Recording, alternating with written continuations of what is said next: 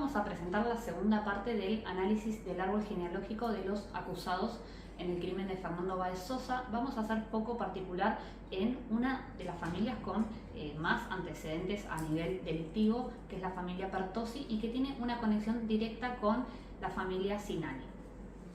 Bueno, vamos a comenzar primero ubicando a la familia Pertossi en el árbol familiar, porque ya que hay varias conexiones entre las familias y los acusados. Tenemos por un lado a Marcos Pertossi, es hermano de Mauro Pertossi, ¿sí?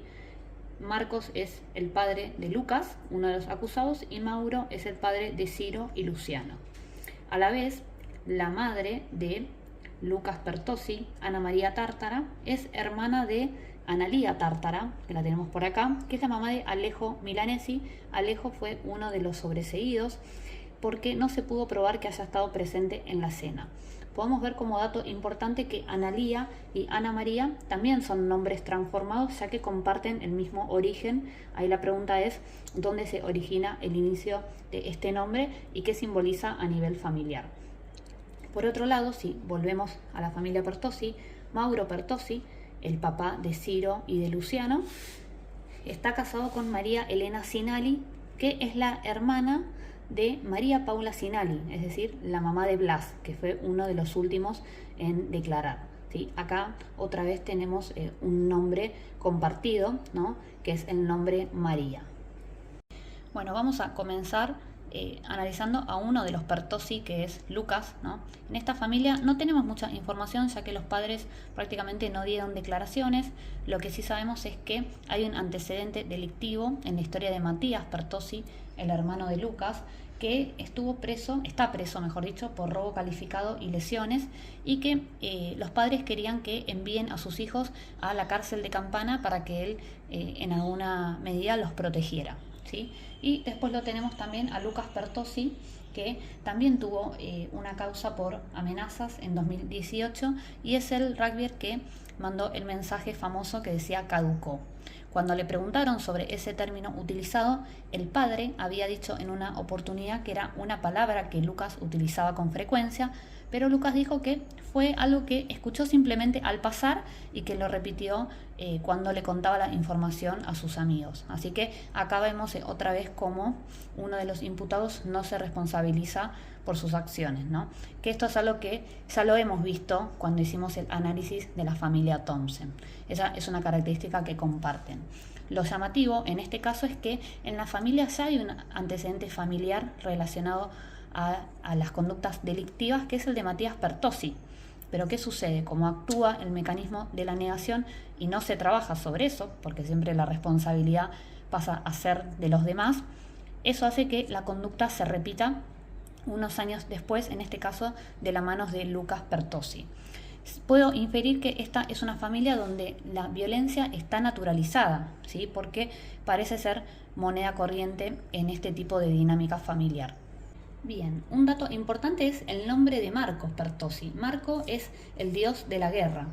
Acuérdense que teníamos un nombre asociado a la guerra que era también el de Marcial Thompson, el papá de Máximo, ¿sí? Acá vuelve a coincidir una similitud con los nombres, por más que no sean familia, pero nos habla del término de la violencia instaurado en la familia a través de los nombres, ¿sí? El nombre Marcos también puede ser un nombre transformado en relación al nombre Mauro, y también Matías, son nombres muy similares. Y otro dato para tener en cuenta en relación a los nombres, que Mauro Pertossi, que es padre de Ramiro, Ciro, Luciano y Emilia, comparte nombre con Ramiro, porque Ramiro se llama Ramiro Mauro Pertossi, ¿sí? Así que acá vuelve a haber otra vez una repetición del nombre. Estos se les llaman nombres egocentristas porque comparten el nombre con los padres, es decir, que hay una cuota de narcisismo que se pone en juego. El padre en algún punto espera que su hijo sea modelo de él mismo. Lo que coincide en esta familia que Ramiro Pertossi también tiene antecedentes de conductas delictivas, además, al igual que Matías, son primos, ¿sí? En este caso, Ramiro tuvo un antecedente en el año 2021 por amenaza con arma de fuego. Y también en el 2020 fue imputado por encubrimiento, ¿sí? Entonces, acá aparece nuevamente en escena el tema de los secretos familiares y el silencio. ¿Por qué estos acusados pudieron mantener tanto tiempo un pacto de silencio, porque seguramente ese pacto de silencio es una repetición de asuntos que suceden en la escena familiar, como por ejemplo en el caso de Ramiro con el encubrimiento, ¿sí? Por otro lado tenemos los dos acusados, Ciro Pertossi y Luciano, ¿sí? Ciro es el que tuvo, a mi criterio, conductas más llamativas, porque cuando estaban pasando la autopsia del cuerpo de Fernando, de los golpes, él miraba atentamente todo ese proceso y no manifestó ninguna emoción, ni de rechazo, ni ningún tipo de emoción negativa. Entonces acá podemos observar algún tipo de dificultad en el registro de las emociones. ¿Por qué? Porque no es una persona que, por ejemplo, trabaja en el ámbito de la salud y está acostumbrado a ver ese tipo de imágenes, ¿no? Es una persona que no tiene ninguna vinculación con eso y sin embargo lo percibía durante la audiencia como algo natural, ¿sí? Sobre Ciro también podemos indicar que es el que mencionó que frenó la patada, como si eso no lo hiciera partícipe del crimen. En realidad sí participó de la situación y es uno de los más implicados junto a Máximo, ¿sí? Por otro lado tenemos a Luciano Pertossi, que lo único que atinó a decir es que no era él el del video, pero no incriminó a ninguno de sus compañeros ni tampoco manifestó otra expresión. Es una muestra más de lo que mencionábamos anteriormente, se limitan a decir lo justo, no se implican y ninguno de los dos ha nombrado a Fernando en sus declaraciones, ¿sí? Porque se infiere que ven al otro incluso como si fuera un objeto, ¿no? Como si fuera una persona sin identidad, cuando en realidad es una persona que perdió la vida. Ahora, para mí la apuesta está en Emilia Pertossi. Emilia es abogada defensora de los acusados, ¿sí? Pero debe ocupar un lugar importante a nivel familiar, porque de alguna manera es la que viene a impartir justicia, ¿sí? Hay que ver qué tipo de justicia, ¿no? Pero ella está en este momento trabajando en la causa donde están implicados sus hermanos y su primo Lucas y su otro primo también Blas Sinali, ¿sí? Pero es la que muestra un perfil diferente, por lo menos a lo que vemos en la escena familiar. Así que tengo puesto mis porotos acá. Emilia debe ser la oveja negra en esta familia. Vamos a ver qué pasa con su lugar cuando se resuelva la situación de los acusados, ¿no? Puede ser a favor de ellos en algún punto y quizás obtenga un lugar de reconocimiento, o todo lo contrario y puede llegar a ser la excluida en esta escena familiar. Por último, vamos a ver la familia de Blas Sinali, ¿sí? Lo que me llamó la atención en esta familia es que Blas tiene el apellido de la madre, hay una figura de padre ausente. Este también es un indicador de riesgo cuando hablamos de familias que cometen hechos criminales, ¿sí? Alguna figura ausente y sobre todo la figura del padre, que marca una figura de autoridad, ¿sí? Y la madre estaba pasando por un proceso de enfermedad, supuestamente, y por eso no estuvo tan presente en las audiencias. En cuanto a Blas, atinó directamente a responsabilizar a Fernando Burlando, a sentirse ofendido porque siente que le han faltado el respeto, pero no mostró ningún tipo de implicancia en el proceso.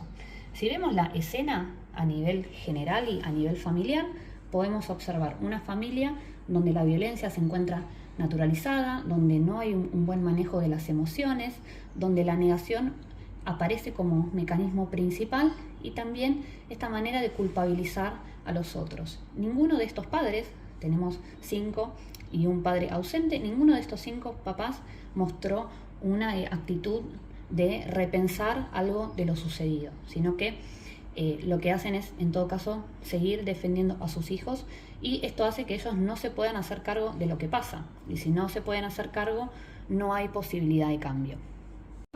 ¿Cuál es la conclusión de todo este análisis que hicimos? Que la familia ocupa un rol preventivo y sobre todo el rol de esos padres. Piensen que son los padres los que tienen que direccionar a esos niños, y para eso necesitan contar con herramientas de comunicación, de expresión de emociones, de resolución de problemas, de acompañamiento en cada una de las etapas que transitan sus hijos. Y en este caso nos encontramos con familias disfuncionales, desordenadas, donde hay roles superpuestos, donde una modalidad de comunicación o de resolución de problemas es la violencia, donde los límites no son claros, donde se niegan cosas que suceden, ¿sí? No se aceptan, donde hay secretos, ¿sí? Y esto lo único que hace es promover directamente que se repitan esas conductas o que aparezcan conductas delictivas.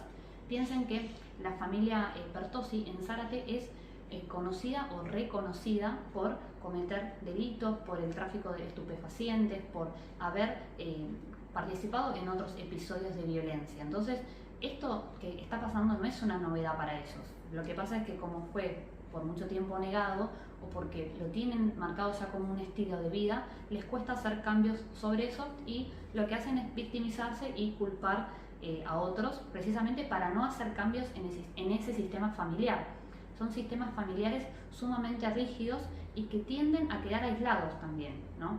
Por eso en general se mantienen en el tiempo porque no hay mucha posibilidad de cambio, ¿sí? En realidad lo que se espera es que el sistema familiar sea permeable, o sea, que obtenga información nueva de afuera, que cuestione sus creencias, que se vayan rompiendo las lealtades familiares. Hay muchas cuestiones acá que tienen que ver con lealtades familiares, o sea, con pensar que tenemos que cumplir cierto rol para encajar en el sistema familiar. La única que creo que puede hacer la diferencia ahí es Emilia, que ponemos todos los porotos para que sea la oveja negra que cuestione el sistema. Así que bueno, vamos a ver qué pasa con esta historia. Sí me parece importante transmitirles el mensaje que los padres no tienen por qué saberlo todo. Para eso existen espacios que son de orientación a padres, o sea, sería como una terapia para padres, donde pueden aprender sobre pautas de crianza, sobre cómo educar a sus hijos, sobre cómo acompañarlos a nivel afectivo. Son espacios de aprendizaje para padres y que en mi equipo brindamos también ese servicio, así que cualquier cosita me pueden consultar. Obviamente vamos a seguir haciendo análisis de este árbol familiar, así que vamos a tener una parte 3. Me pueden dejar si quieren en comentarios, consultas, dudas que tengan sobre el tema y qué quieren ver en la parte 3. Cuéntenme así ampliamos por ahí. Un beso para todos.